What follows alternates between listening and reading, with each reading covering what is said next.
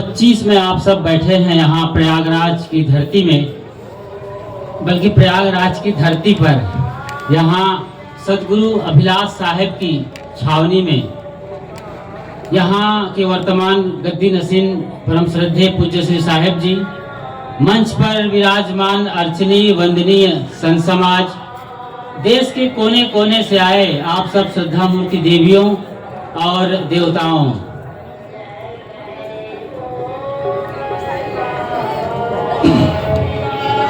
कुंभ, ये महाकुंभ कहला रहा है। कुंभ मतलब कलश, और जब बात कलश की आती है तो अमृत की खोज की बात होती है, अमृत की खोज।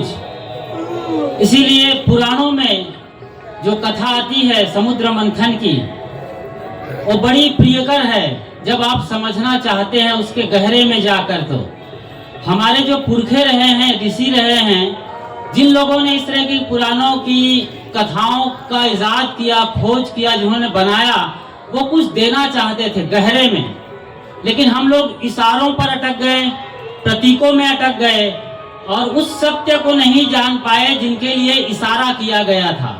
थोड़ा समझें इस पौराणिक गाथा को, इस कथा को समुद्र मंथन की। कहते हैं एक ऋषि थे कश्यप, जिनके नाम से बताया जाता है कि उधर यूरोप के तरफ जो कैस्पियन सागर है उसका नाम रखा गया है ऋषि कश्यप के नाम पर। उनकी दो पत्नियां थी, दिति और अदिति। उन्हीं दो पत्नियों से देव और दानव का जन्म हुआ था, जिन्हें सुर असुर भी कहा जाता है।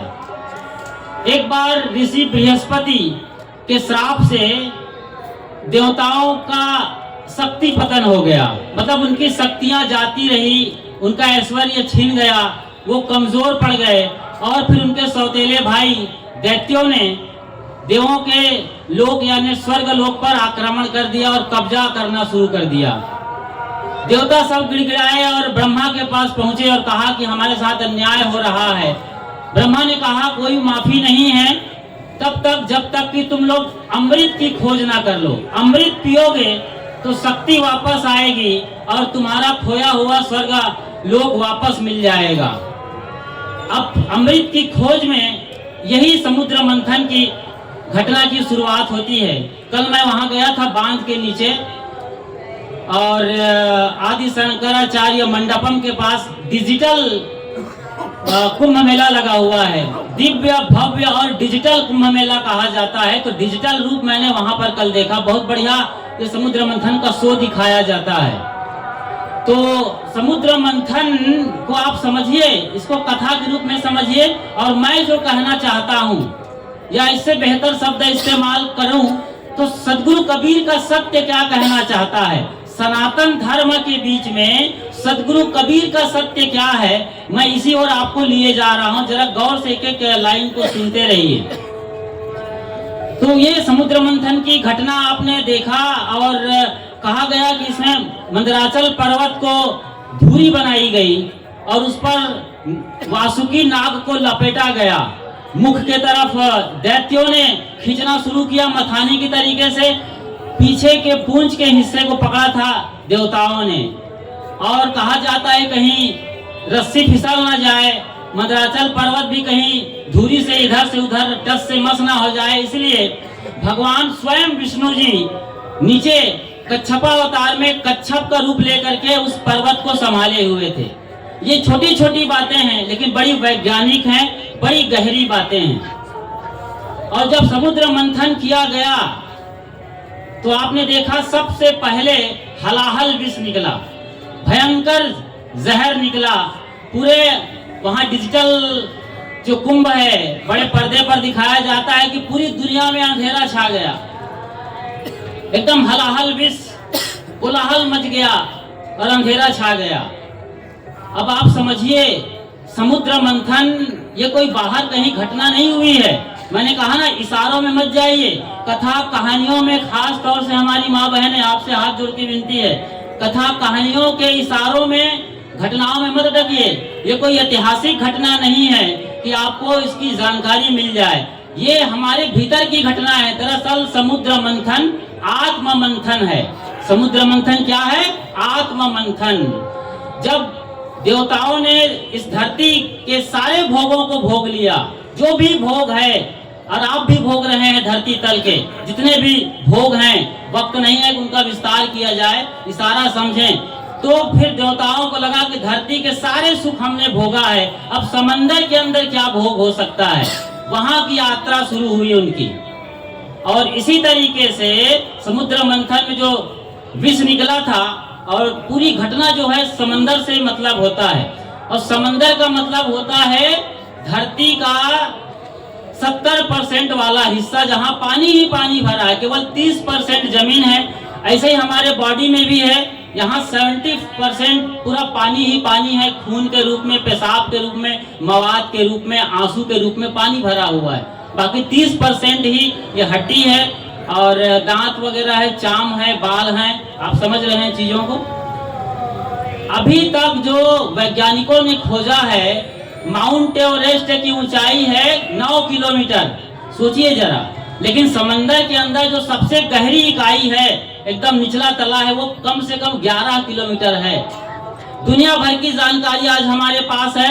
चैट जीपीटी से पूछ लीजिए, और एआई के किसी भी प्लेटफॉर्म से पूछ लीजिए, इधर गूगल गुरु से बात कर लीजिए, सारी जानकारी मिल जाती है। लेकिन अंदर की जानकारी आप पूछिए मैं कौन हूं, तो सब ये सिस्टम ब्लैंक हो जाएंगे, कोई जवाब नहीं देंगे कि आप कौन हैं। वो कहेंगे कि हम नहीं जानते हैं कि आप कौन हैं, कृपया आप दूसरा सवाल करिए, ये बात आएगी। लेकिन बाकी चीजें वो बता देते हैं जो भी पूछेंगे।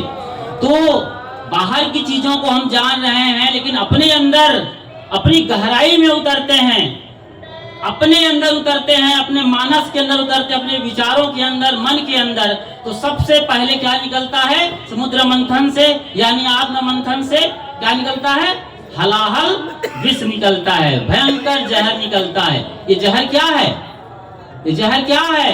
ये हमारे मन के विकार हैं। जब भी हम अपने गहरे में उतरेंगे, जब भी हम खुद को जानना चाहेंगे सदगुरु के सानिध्य में, तो सबसे पहले हमें हमारा कचरा ही दिखाई देगा कि तुम ये हो, तुम्हारी ये आदत है खराब, तुम इसके हो गुलाम, तुम्हारा ये है बंधन, ये सब दिखेगा, एक झटके में दिख जाता है। इसको कौन संभालेगा? तो सारे देवता और दानव जो दोनों मिलकर के अमृत की खोज में एक गठबंधन बनाए हुए, जैसे आजकल पार्टियां बनाती, गठबंधन पार्टी, मतलब पद हासिल करने के लिए, 400 सीट के लिए आपस में घोर विरोधी हैं, गालियां देते हैं, कीचड़ उछालते हैं, वो आपस में मिल जाते हैं। यहाँ देव और दानव दोनों अमृत की खोज में लग गए थे, क्योंकि मौत किसी को नहीं चाहिए, कोई आदमी मरना नहीं चाहता, अमृत की खोज, अमृत चाहिए। तो दोनों ने गठबंधन किया था, और दोनों फाइनली फिर कहाँ जाएंगे? जब देवताओं को पता चला कि जहर निकल रहा है भयंकर काल कवलित करने वाला, तो अपना जब कचरा दिखता है, विकार दिखता है, तो हम सदगुरु के चरणों में जाते हैं। और सदगुरु तो कब से बैठे हैं, ब्रह्मा यहाँ सदगुरु के रूप में है। ये जो ट्रिनिटी है ब्रह्मा विष्णु महेश का, ये हमारे लिए गुरु तुल्य है, गुरु रूप में इन्हें प्रदर्शित किया है। GOD, गॉड मतलब, तो आप समझ रहे हैं चीजों को। तो सबसे पहले वो ब्रह्मा के पास गए, ब्रह्मा गुरु रूप में है, उन्होंने कहा बेटा ले आओ, और गुरु आपके सारे विकारों को बर्दाश्त कर लेते हैं, पी जाते हैं, और कहते हैं कि तुम आगे बढ़ो अपने मार्ग में और अमृत की खोज करो, अमृत को पा जाओ इस जीवन में, और वो आपको आगे का मार्गदर्शन देते हैं। ये होते हैं जहर पीने वाले गुरु। ये है बताना चाहते हैं दरअसल में, कोई शिव ने जहर पी लिया हो, कंठ नीला हो गया हो, इतनी ही बात नहीं है। ये पूरी व्यापकता के साथ अपने जीवन दर्शन को समझें, समाज व्यवस्था, देश और दुनिया को समझते हैं, तब इसके गहरे में हम जाते हैं। फिर जब आप जहर पी लेते हैं, जहर को बर्दाश्त कर लेते हैं, फिर और भी कई चीजें निकलती हैं। ऐरावत हाथी निकलते हैं, आपने देखा है समुद्र मंथन की घटनाओं को। ऐरावत हाथी, कोई घोड़ा निकलता है, कल्प वृक्ष है, कामधेनु गाय है, और रत्नों का भंडार निकलता है, अप्सराएं भी निकलती हैं। ये फिर आपको बहुत कीमती चीजें मिलेंगी जब आप अपना कचरा, अपने विकार को समझ जाएंगे, नियम संयम को फॉलो करना शुरू करेंगे, सदगुरु के बताए रास्ते पर चलेंगे, तो धीरे धीरे आपके लिए और इस मायावी दुनिया में फंसाने वाली चीजें आएंगी, रुपये, पैसे, गाड़ी, मोटर, बंगला और न जाने क्या क्या जो सपने देखते हैं, ये सब सपना है, इच्छा है। कामधेनु, कल्प वृक्ष, ऐरावत हाथी, अप्सराएं, नाच कूद, ये मनोरंजन, ये सब आपकी इच्छाओं को, वासनाओं को और ज्यादा बढ़ाने वाले हैं। समझ रहे हैं? जब भी हम गहरे में आएंगे, अपना मंथन करेंगे, अपने भीतर तलाश करना है वो अमृत को। अमृत कहीं बाहर नहीं है। संगम पर मैं कई बार जा चुका हूं अब तक, पिछले 2001 के साल से बात करें तो वहां कोई अमृत नहीं है। वहां तो पंडे पुजारी लड़ रहे हैं, तुम मेरे नाव पे आओ, तुम मेरे नाव पे आओ, यहाँ स्नान करो, ये करो, वो करो, और 501 रुपया इसका लगता है। अमृत है नहीं, वहां पर अमृत जैसी कोई चीज नहीं है। अमृत आपके भीतर है। इसे रामायण भी बहुत बखूबी से बताती है। रामायण, जब बाण मार मार के राम थक गए होते हैं, रावण नहीं मर रहा होता है और एकदम अट्टहास कर रहा होता है, फिर धीरे से उसका भाई विभीषण राम के पास जाते हैं और उनकी कानों में कुछ कह देते हैं। क्या कहते हैं जी? क्या कहते हैं? जरा इंतजार बताइए, सोचिए क्या कहते हैं। हाँ, नाभि में अमृत छुपा हुआ है, नाभि में इसकी आत्मा है। कुल मिलाकर के जो सार सत्य है, अमृत है, यानी अमर स्थिति जो है वो इनके नाभि में है। नाभि का मतलब होता है केंद्र। केंद्र में आप तीर चलाओ, परिधि में चलाते रहेंगे तीर तो इनको आप मार नहीं सकते। और वही आखिरी बाण छोड़ा था और वो फिर गिर पड़े थे। और वो उसके बाद जो घटना होती है, लक्ष्मण जाते हैं और ज्ञान की बातें होती, वो समझ रहे हैं।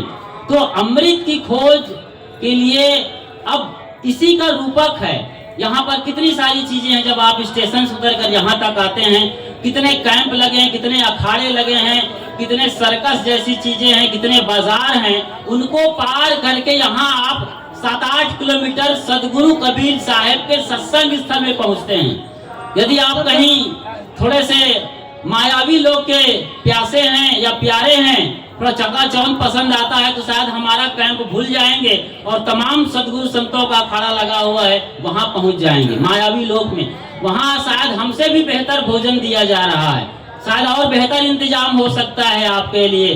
और भगवानों के बारे में, स्वर्गलोक के बारे में बहुत सारी बातें वहां हो रही हैं। जैसे उनकी मुट्ठी में चीजें हैं, मुट्ठी बांध के आप के हाथों में जैसे पसारेंगे वो डाल देंगे, ऐसा कुछ भी नहीं है। तो ये कुंभ मेला है जो 144 साल बाद हो रहा है, यह महाकुंभ कहलाता है।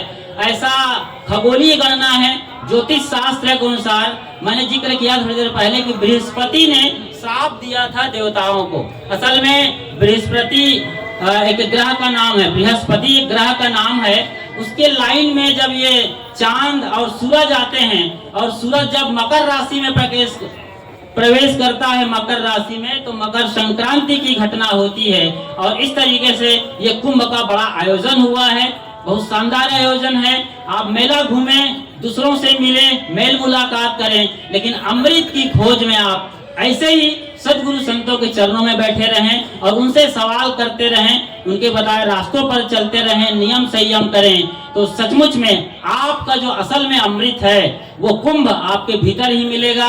ऐसा ही जीवन हो, आप सबको अमृत मिले, क्योंकि आप अमृतस्य पुत्रा हैं। तमसो माँ ज्योतिर्गमय, मृत्यो माँ अमृतम गमय, ये उपनिषद के मंत्रों को पढ़ने वाले हैं, जीने वाले हैं। तो आप सबका भला हो। और फिलहाल मैं यहीं पर अपनी वाणी को विराम दे रहा हूं।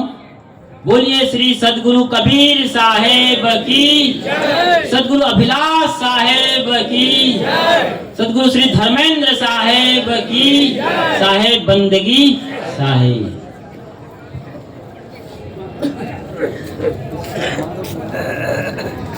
सिर्फ ऐसे